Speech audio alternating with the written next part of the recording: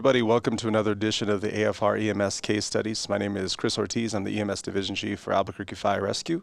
And we're joined today, as always, by Dr. Kim Pruitt, our Medical Director. Hi, Chief. Welcome, Doc. And we're also joined by Lieutenant Jeff Garcia. Thank you for joining us today, brother. I appreciate you. Thank you. So you've been able to come and talk with us about some cool cases before, and this one is really prevalent, and we really wanted to bring you in to talk about trauma versus medical arrests and how we handle those. On this specific call, you were assigned to Rescue 15, and you all were dispatched to a 29 Delta at Paseo and I-25. We start a lot of these podcasts talking about some of the things you're thinking through when you're en route to this call, but you had some great thoughts about the dispatch information. Obviously, is only as good as what the caller provides.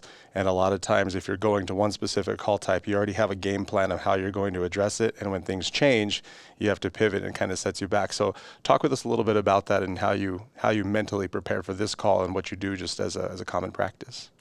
All right. I wasn't originally dispatched to this call. It was actually Engine 15 and Rescue 19. When I heard that Rescue 19 was going into our district, or possibly could be, I made myself clear and available, and it was actually a call in 20's district. So by the time my MDT is getting ready and booting up and I'm getting the call, I actually find out that it's the 29 Delta. So I think I have about maybe 30 seconds before, I'm pre-gaming with my driver. AAS arrives on scene and states that they have agonal respirations and that they're getting ready to transport. So we arrive on scene, assist AAS. He is breathing. He does have agonal respirations. There's minimal damage to the car.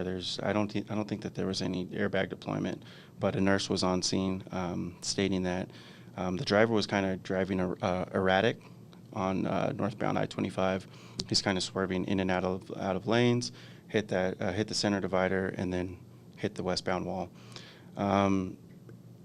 Alarm said that she was doing CPR on scene, or on scene CPR was in progress. She actually wasn't doing CPR. So when we arrived on scene, he kind of was a little bit, responsive to verbal stimuli. AAS medic said, "Hey, we're going to transport," and I agreed with them, so we transported. He didn't end up losing pulses until we got into the back of 5-5 and we were transporting. So, okay, and you said very minimal damage, no intrusion. We talked about it didn't really meet all the markers of that trauma arrest. So you started to change your mindset of this might be something more medical that had caused this. Talk with us a little bit about once you guys are in the back of that truck initiating your transport. You guys took off immediately, I assume. About some of your assessments and what you found on the patient. The rapid head-to-toe assessment he has no visual trauma throughout. There's no trauma, so obviously I'm thinking medical, and I say that out loud. The AAS medic and my driver both agree. I think this is medical as well. We noticed that his agonal respirations go to about 2 to 3. We checked for pulses, put pads on, and sure enough, he did lose pulses. And then we started CPR efforts. There wasn't anything indicating that or cluing us into why he had the medical event, but we were assuming maybe a stroke, just because he was unresponsive, and then arrested. Doc, talk with us a little bit about why we don't perform ACLS on traumatic patients, but when we're in the gray area and we're thinking through like the mechanism where it's not really painting the picture of a trauma and we decide to jump into the ACLS, is that going to hurt? So in general, like approach to a severe trauma patient who, when you get there, is not breathing and doesn't have a pulse. So that's the first two things you need. And this guy was breathing and did have a pulse. So the trauma arrest criteria wouldn't necessarily apply. But if it had been signs of severe trauma, like a mechanism that looked consistent with trauma that could cause death, or a physical exam that would suggest there's severe trauma, in those cases, generally it's due to bleeding and blunt trauma.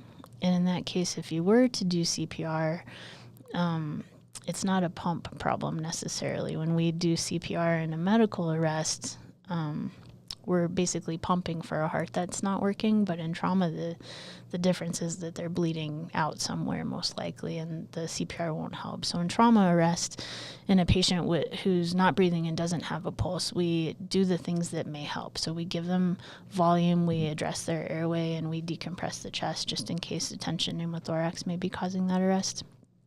But in this case, he didn't meet any of those markers, right? And so you very astutely, even though it was a wreck on the freeway and it was a 29 Delta, quickly ascertained that this is likely a underlying medical problem, in which case, even in a trauma arrest, CPR is not going to hurt. But if you're trying to make something better, it's also not going to help. So we prioritize the other interventions first in a trauma arrest. Whereas here it was exactly the right algorithm to go through typical ACLS. Yep, absolutely. Now, talk with us a little about the ACLS that you performed. So you guys are in the back of the truck. Sounds like you had a BVM, LMA. Talk to us about some of the treatments and assessments you were doing in the back.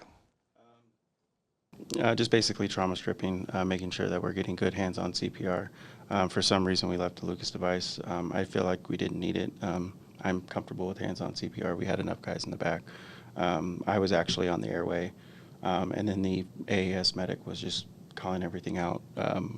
Basically, the interventions that he wanted, I was letting him be the captain of his ship, and so my driver quickly got a line after that. We did end up defibrillating him twice. So I think he was in VFib for a total of 3 rounds, or 3 rhythm checks.